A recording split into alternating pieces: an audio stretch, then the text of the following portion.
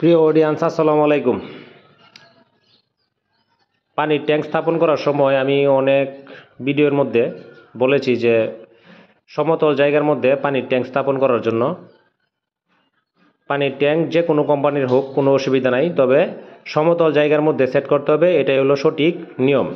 আপনারা দেখতেই পাচ্ছেন এখানে প্রথম মনে হচ্ছিল যে সমতল জায়গা, কিন্তু অ্যাকচুয়ালি সমতল জায়গা হলেও ভিতরে জায়গাটির মধ্যে কিন্তু আপনার যে দেখা যাচ্ছে যে ইট এবং আদলা এবং শুকরি দিয়ে কিন্তু ভিতরে দেওয়া হয়েছিল, এবং আমার মনে হচ্ছে যে শুকনা বালু দেওয়া হয়েছিল, কিন্তু শুকনা বালু ধীরে ধীরে নিচে চলে যাওয়ার কারণে ওই ইটের যে কোনা, তো পানির ট্যাঙ্কের যে নিচ দিয়ে কিন্তু বেশ কয়েকটা ছিদ্র হয়ে যায়। এতে কিন্তু মালিক অনেক ভোগান্তির মধ্যে পড়ে। অবশেষে কোম্পানির কাছে ফোন দিয়ে পানির ট্যাঙ্ক কিন্তু 40 বছরের ওয়ারেন্টি, ফেটে যাওয়া ছিদ্র হয়ে যাওয়া, কিন্তু অভিযোগ করার পরে 1 সপ্তাহ পরে আসে।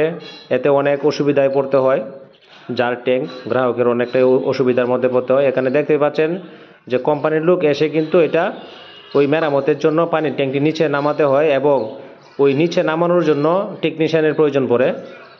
এতে কিন্তু অনেক হাঙ্গামা। তাই আমি বারবার বলি যে একটা পানির ট্যাঙ্ক সেট করার জন্য অবশ্যই সমতল জায়গার মধ্যে সেট করতে হবে, ইট দিয়ে রাউন্ড করে। তবে ইটের রাউন্ড যদি হয়, সেক্ষেত্রে একটা বিষয় খেয়াল করতে হবে, পানির ট্যাঙ্কের যে নিচের যে অংশটা যতটুকু চড়া, এর চেয়ে বেশি 2 ইঞ্চি বা 3 ইঞ্চি বেশি দেওয়ার চেষ্টা করবেন।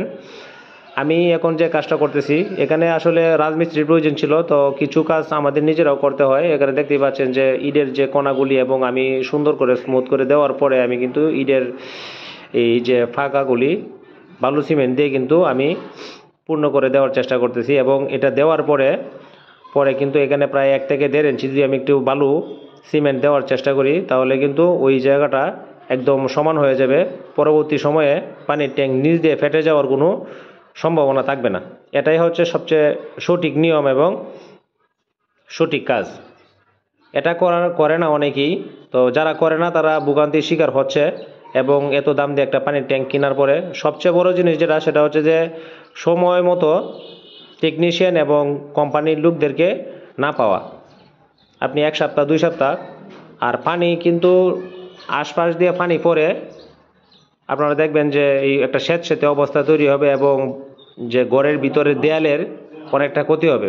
আপনারা ইতিমধ্যে দেখতেই পাচ্ছেন যে পানি নিচে পড়ে কিন্তু একটা স্যাঁতসেঁতে অবস্থা তৈরি হয়েছে। এতে একটি মালিকের অনেকটাই ঝুঁকির মধ্যে থাকতে হয়। তো ধন্যবাদ।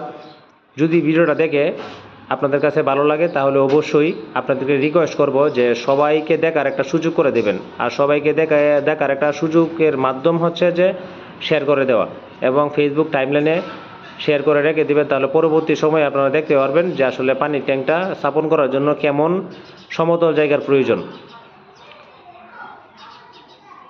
ঠিক এই নিয়মে যদি সেট করেন, তাহলে কোনো সম্ভাবনা থাকবে না পানির ট্যাঙ্ক ফেটে যাওয়ার।